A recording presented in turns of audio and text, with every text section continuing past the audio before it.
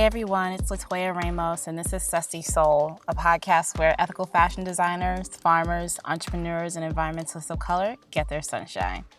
Thank you so much for deciding to listen in. And if you haven't already, please subscribe. Your support and feedback is definitely appreciated, and I cannot wait to share updates on future conversations and discovering new change makers of color with you. So stay tuned.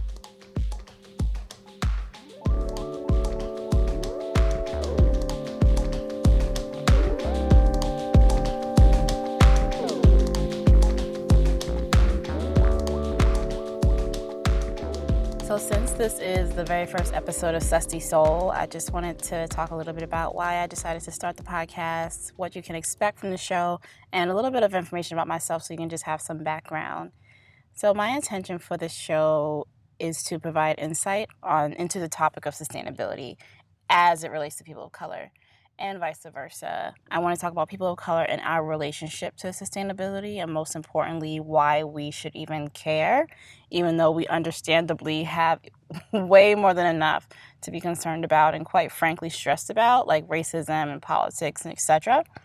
And I also want to highlight advocates, organizations, and consumer brands owned by people of color that have an environmental or social impact focus, because there's so many dedicated and dope individuals and brands encouraging sustainable consumerism and the lifestyle overall. And I want to make sure that you know about them.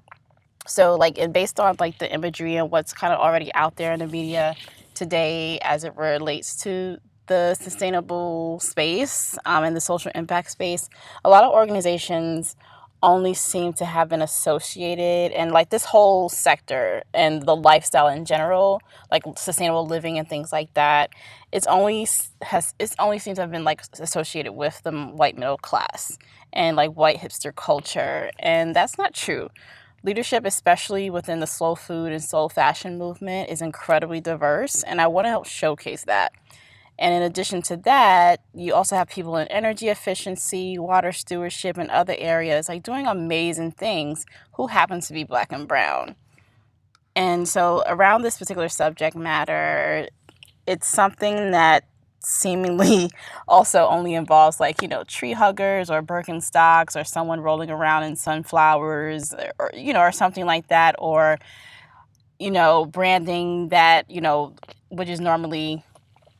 which normally represents mostly Caucasians, and that on a brand that extracts some sort of theme that is extracted from an indigenous culture, but without having actual individuals from that culture represented in their marketing. And I want to shed light on issues like that because it is a big problem. So you also have appropriation within the sustainability space as well. And I just want people of color, especially Black people, because that's what I identify with as an African American, to have a better understanding of the topic and why it matters to us and how to integrate sustainability back into our lives, because a lot of it is already in our roots, and that's another discussion for another episode. So, and that was basically the core reason why I decided to literally go back to graduate school for all of this, because of that reason. So to tell you a little bit about myself, I was born and raised in Brooklyn. I'm a proud native New Yorker. Apparently we're rare. I don't know why. So that's kind of funny. I think it's really, really funny that when I get told that, oh my God, you're the first actual New Yorker I've met. I'm like, really? But yeah, I'm also the founder of Ministry New York, which is a worship dancewear brand, and Scene Green, which is my blog. So in terms of schooling and my professional background, I went to NYU for undergrad, and I studied organizational behavior and change, which led to my career in HR, which is what is now called people operations. So yeah, I have a background in HR and talent acquisition. I really love HR.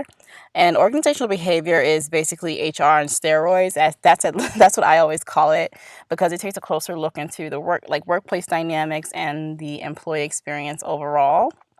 So while I was working, I also worked on Ministry New York as a side hustle, and I began to learn more and more about the detrimental impacts of the apparel industry, which then increased my awareness about supply chain, transparency, climate change, and just sustainability overall. So in order to really understand that, I just really became intrigued and really interested in it. And, so many things were starting to happen, and more companies were starting to, oh, we're going green, and greenwashing, which is another problem as well. But it was just like this whole thing, and I was just really, really interested in it. And I also realized that sustainability does impact people of color. So I was like, okay, you know what? I made the decision to go back to grad school part-time at first, at least, because I was working full-time. But I wanted to really understand everything on a scientific level and on a professional level. So I studied at Columbia, and I got my master's in sustainability management because I wanted to have an understanding of the entire umbrella of sustainability. So things like supply chain and life cycle analysis, things like branding and communicating sustainability, impact finance, CSR reporting, sustainable fashion, of course, which is where I focus a lot of my research, and also like GIS mapping, which is something that I actually really enjoy doing. So yeah, that's why I went back to grad school for all of this, hence my blog, and why I'm really interested, and I really want to showcase people of color who are really doing it in this space, So, and outside of that, I really love fragrances. I'm really, really into fragrances. It's a big hobby of mine. So you guys might hear me mention things like that, and I would love to hopefully talk about sustainable fragrances on the show sometime in the future.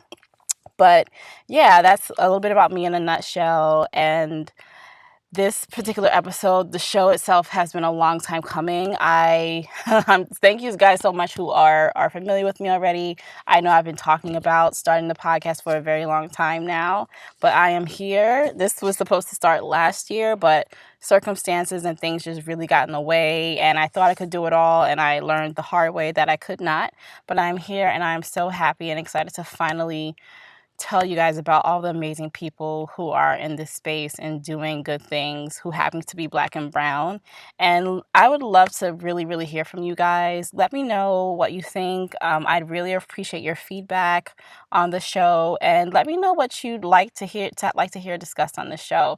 Let me know if you're aware of people who are doing great things, like the people who are working in sustainability or in advocacy, farmers and things like that, who you feel should be recognized. I'd love to have them on the show. And yeah, I'm so happy to finally built up, honestly, the courage to do this finally. It has been a long time coming, and I cannot wait to enjoy the rest of this journey with you guys. So if you haven't already, please subscribe, and you can follow me at Seeing Green NYC on Instagram. I'm not really on Twitter or Facebook. I really try to keep it to one, platform, but normally I am on Instagram. So yes, Seeing Green NYC. You can follow me there, and Susty Soul at Susty Soul on Instagram as well. And yeah, take care, everyone, and I will see you next time on the next episode. Bye.